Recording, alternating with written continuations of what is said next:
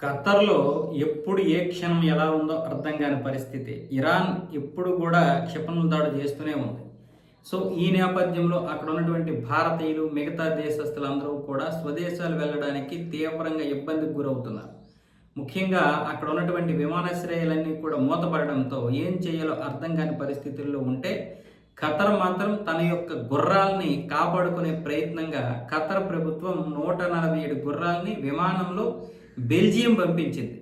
Belgium పంపించడానికి 2 Boeing విమానాలు మాట్లాడుకుంది. ఎక్కడి నుంచి అంటే సౌదీ అరేబియా రియాద్ నుంచి. ఖతర్ నుంచి 450 కిలోమీటర్లు రోడ్డు మార్గంలో ఈ విమానాలన్నింటినీ కూడా లారీల ద్వారా, ప్రత్యేకమైనటువంటి ఏసీ ఉన్నటువంటి లారీల ద్వారా అక్కడికి తరలించి, అక్కడి నుంచి 2 బోయింగ్ విమానాల ద్వారా బెల్జియం తరలించారు. ఇప్పుడు విమానం పైకి వెళ్తున్న కొలది ఒకవేళ అంటే చల్లగా ఉంటుంది కాబట్టి, వాతావరణంలో మార్పు ఉంటుంది కాబట్టి వాటికి ఏమీ కాకుండా 90 మంది డాక్టర్లను కూడా పంపించారు. ఒక్కొక్క విమానంలో 45 మంది డాక్టర్లు, 45 మంది చొప్పున పంపించడం జరిగింది. ఇది కాకుండా ప్రత్యేక సిబ్బందిని కూడా ఏర్పాటు చేశారు. అవి మూత్రం, మల విసర్జన చేస్తాయి కదా, వాటిని వెంటనే క్లీన్ చేసే విధంగా. అక్కడ ఉంటే ఆ గుర్రాలు అసహించుకుంటాయంట. అందుకు వెంటనే వాటిని క్లీన్ చేసే విధంగా కూడా సిబ్బందిని ఏర్పాటు చేశారు.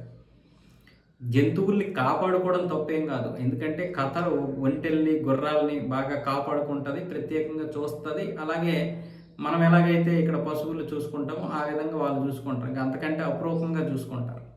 అయితే ఒంటెలు 2 రకాలు. ఒకటి వాళ్ళు హోదా కోసం పెంచుకుంటారు, తినడానికి కూడా పెంచుకుంటారు. అలాగే గుర్రాలు అయితే మాత్రం హోదాలకే. ఇవి కాకుండా పులులు, సింహాలు కూడా పెంచుకుంటారు వాళ్ళు.